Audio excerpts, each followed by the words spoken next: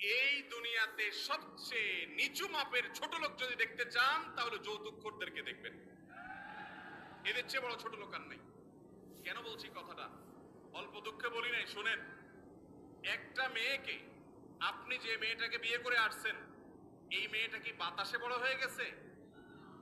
জন্মের পর থেকে তার বাপ মা তাকে তিল তিল করে শত শত হাজার হাজার টাকা তার পিছনে খরচ করে তাকে বড় করছে, ঠিক না বেঠিক?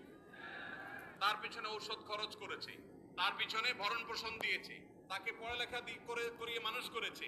সে পড়ালেখা করে শিক্ষিত হয়েছে এই মহিলা, কিন্তু শিক্ষিত হওয়ার পর তার এই শিক্ষার আলো ছড়াবে কোথায়? আপনার বাসায়, ঠিক না বেঠিক? তাকে সুস্থ সবল রাখার জন্য ট্রিটমেন্ট করেছে, চিকিৎসা দিয়েছে, ভরণ পোষণ দিয়ে বড় করেছে। তার এই পুরো জীবন থেকে উপকার ভোগ করবে কে?